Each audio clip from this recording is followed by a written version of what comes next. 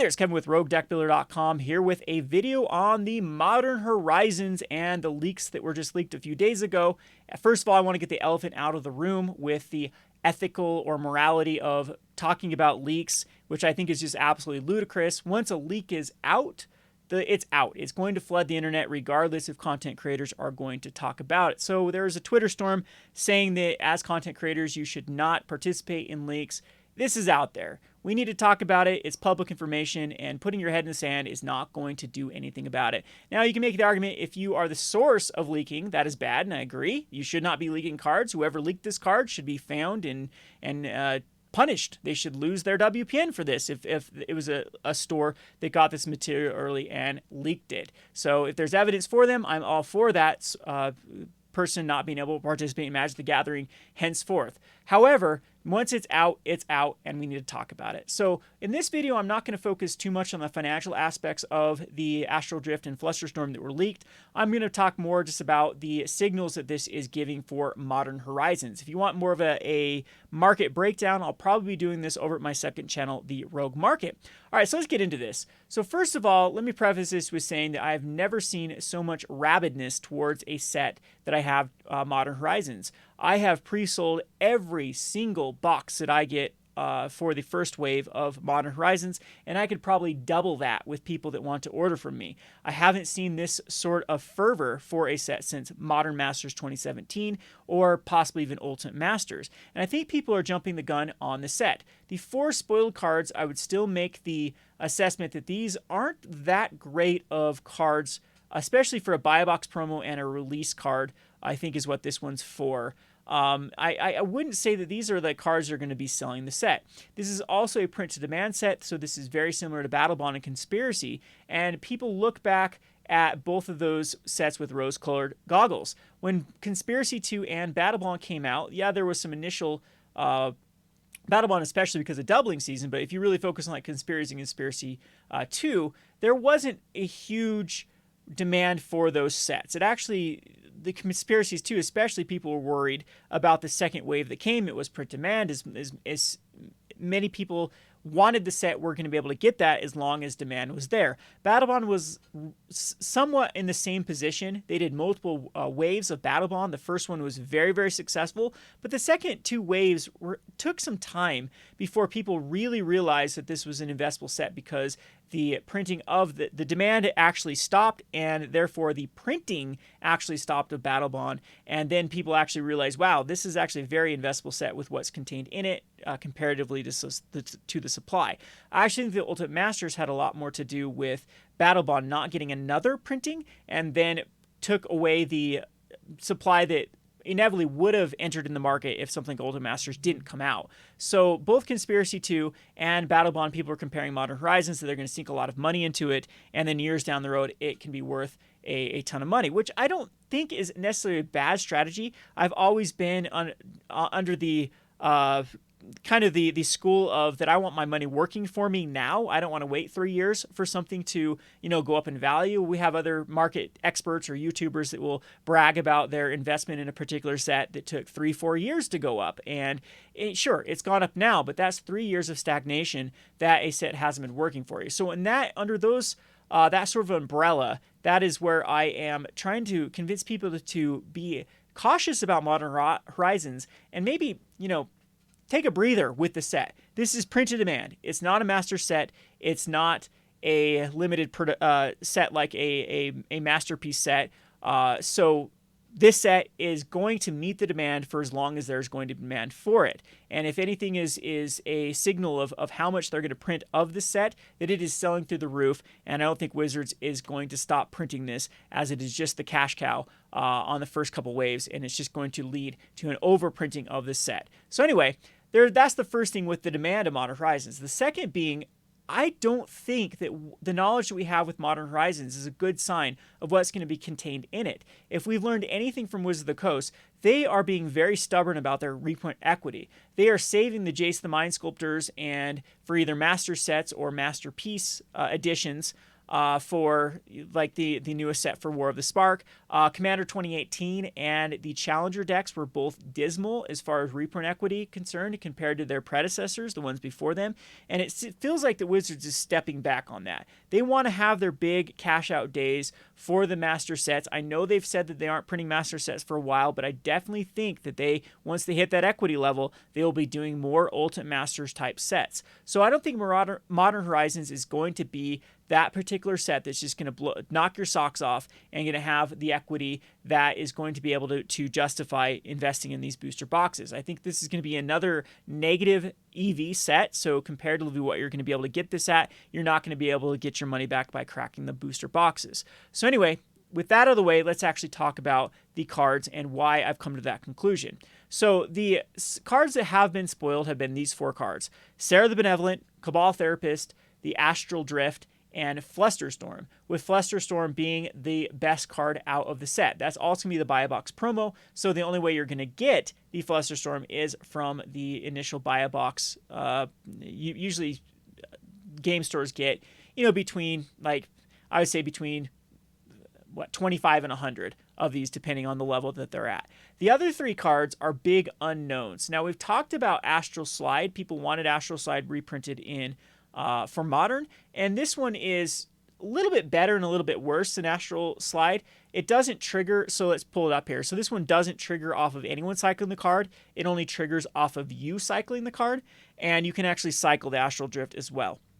So there's some neat things you can do with this, but I don't know if a 3-mana enchantment is where Modern wants to be. It'll definitely take some brewing to decide the power of this card. And I do think this is pretty decent in like a Living End type shell with a bunch of Evoke cards and other cycling cards. And then you can bounce the Evoke cards like Mole Drifter. But that'll be another video for another day talking about this particular card. I do love it. It was one of the cards I actually wanted. I talked about Astral Slide. I wanted that card being reprinted. But we are getting Astral Drift, which is basically the same thing. But it also reminds me of cards they've done in the past. And the other card, the Cabal Therapist versus Cabal Therapy, is a huge signal that I think they're going to be doing this. So here's a card called Earthcraft. Earthcraft was printed in Tempest. It is on the reserve list. And they wanted this card for Modern, but they didn't want it in this particular form. Tap an untapped creature you control, untap target basic land. Well, they printed Crypto of the Right, which says creatures you control add 1 mana of any color to your mana pool. So these are very similar cards, but Crypto of the Right does not get around Summoning Sickness, and Earthcraft does. So I think we're the Modern Horizons, what it's going to be is it's going to be kind of a playground for Modern. It's going to be test driving cards that are toned down from their original printings. So Earthcraft is definitely 1,000 times better than Crypto of the Right, and Cabal Therapy is much better, in my opinion, than Cabal Therapist. Cabal Therapist is a very awkward card. You can't use it on turn 1 because it only triggers on your pre-combat main phase, which means by the time you cast the Cabal Therapist, that pre-combat main phase trigger has already passed. So it needs to survive an entire turn, and then you have to sacrifice it, and then maybe it might be relevant at that point. It doesn't have the flashback ability. It's just a card that is strictly worse, in my opinion, than Cabal Therapy, and it does have a lot of brew around potential, but it's not something that is just we know that it's going to impact the format. We know the power level is a 5 out of 5 comparatively. This is one of those cards that could be a card that does see a lot of play. It could be a card that sees no play. I could see it going either way. Sarah the Benevolent, same thing. This is a 4-mana walker that isn't really above and beyond any other 4-mana walker that may have existed up to this point. It gives creatures you control flying +1/+1 until end turn. Kind of awkward once you play it out. It's got a -3 that gives a 4/4 white angel creature token with flying and vigilance. Puts it down to a 1 toughness creature. So you are getting a 4/4 for 4 mana, but how good is that in Modern? You get an emblem with you control a creature, damage that would reduce your life to less than 1, reduced to 1 instead. So it's got worship on top of it. In my opinion, Sarah the Benevolent is not playable in Modern, and I don't think we're going to see decks that do run Sarah the Benevolent over cards that already exist like Sorin or Elspeth or some of even the Johnnies that exist right now that see play in Modern. So we have 3 unknown cards that have been spoiled so far, and Flusterstorm, which is a powerhouse in Legacy, which I don't think it's as good in the Modern meta as it is in Legacy meta. So Flusterstorm is a counter. Basically, it's a spell pierce. Well, 1 mana more for instants or sorcery spells, and has Storm. So it's just when you cast it, it's going to copy it for the spell that's been cast before it. So your opponent has to basically pay 2 mana for the instant or sorcery, or it gets countered. Now, there are people that have already identified that it does work with Niv-Magus Elemental, but this is a card that it already probably has enough cards that do work with Niv-Magus Elemental. Maybe this one's just better than the ones that have Storm before it. However, I'm not sold that this is going to lead to Niv-Magus Elemental decks. If you are looking to spec into a card, though, this card probably will double or triple in value. Again, I'll be doing more of a financial analysis of Modern Horizons as more cards come out. Maybe I'll do it actually on Flusterstorm and Niv-Magus Elemental, but that'll be more for my second channel, the Rogue Market. So again, this is just my caution that I have for people. Modern Horizons so far has given us some pretty clear signals. If they're choosing Flusterstorm as the buy box promo, that might be one of their safest cards that they can choose that they know will sell the boxes, because it's a known card that is powerful enough. That's why they've chosen it as their buy box promo. I thought it'd be something like Toxic Deluge that they wanted in Modern but didn't want in their draft environment. However, this one also is a pretty good buy box promo, because it's probably not going to be that relevant for the sealed or draft environment. And so, they want it in Modern, and this is how they get it in. I think they're going to try to build a set that is draftable and does have a good limited environment around these kind of cards that we have spoiled. So there's going to be some sort of cycling element. We don't know how powerful those cards are going to be. There's going to be some sort of aristocrats element with Cabal Therapist, and there's going to be some sort of tokens-based element with Sarah the Benevolent. All 3 of these cards, though, are big unknowns of where they're going to fit in Modern. This is also not a big reprint set. This is going to have the majority of cards being new cards. Like I said, it's going to be a playground for the what ifs could happen in Modern. And I don't think that what the information we have so far, that there are going to be any sort of crazy cards. Now, Wizards has failed in the past by evaluating powerful cards. So first of all, they said Sarah the Benevolent and Cabal Therapist were definitely quote unquote top 10 cards in the sets. So if these are top 10 cards, that means there's only 8 better cards than Cabal Therapist or Sarah the Benevolent. That's a huge warning sign for the set as a whole. Now, again, Wizards is terrible at evaluating cards. There's the good old story of the First Response, which was a card. I'll pull it up here.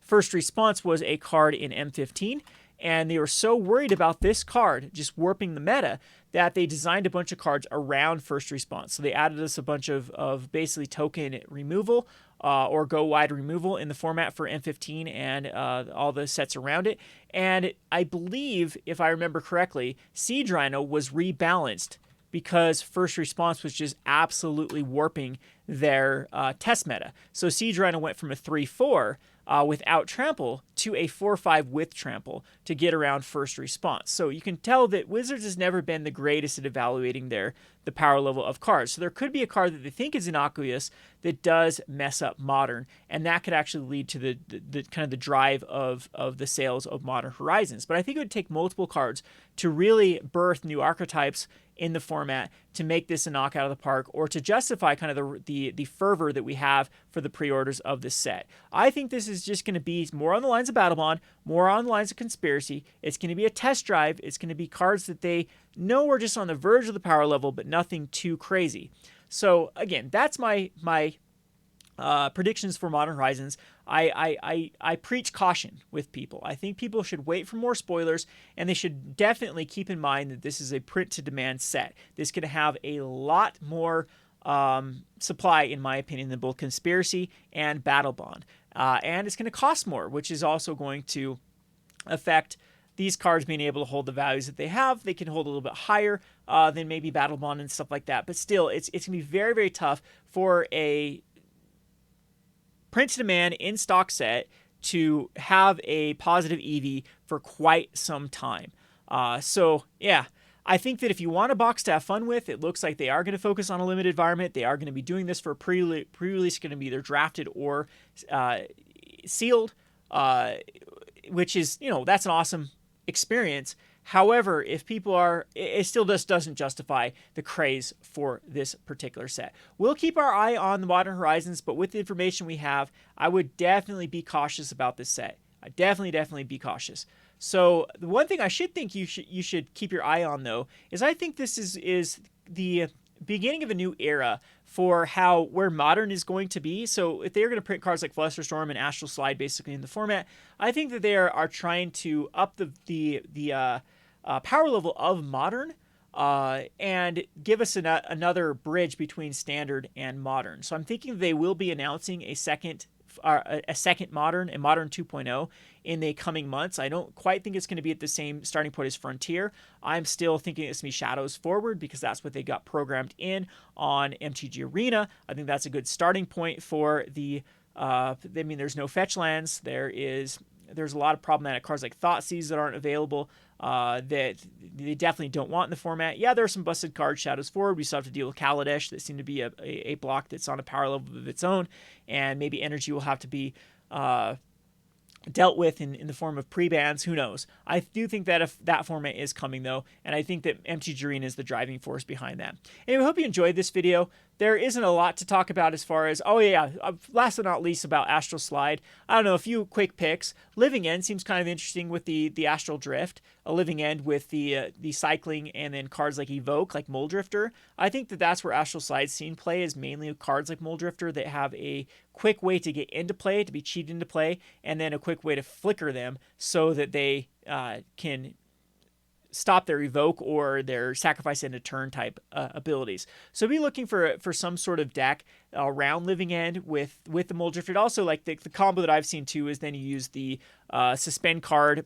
Why can't I think of the card? I'm having a brain fart right now. Where you suspend the card and you can. It's just like destroying lands and creatures based upon the player that has the least of them. So you can basically flicker all of your permanents or all of your creatures out, then cast that, and then all of your stuff come back in, where your opponent loses everything. Possibly that's something that could be a deck. But again, that is an unknown in a format that has turn 2 decks and very consistent turn 3 decks and very good attrition-based decks like Death Shadow that rip out cards out of hands. You know, you have Dredge, you have Hollow One decks, you have Phoenix decks that are very consistent, and kind of these other decks, it's going to take a lot for them to actually be able to compete in a tier meta that has the consistency that Modern has in this day and age. Anyway, we'll keep our eye on Modern Horizons, and I'll keep reviewing the spoilers. But last but not least, again, I just want to reiterate, I don't think the fervor is justifiable now for Magic. I think there's better things right now to keep your eye on. We have Core 2020 coming out. We have a robust Standard at the moment. We have a lot of things we have Commander in August that's coming out that are going to be distracting away from Modern Horizons, and I just don't think it's going to be the knockout of the park set that everyone thinks it's going to be. Anyway, this has been Kevin with Rogue Deck Builder. Thanks for watching.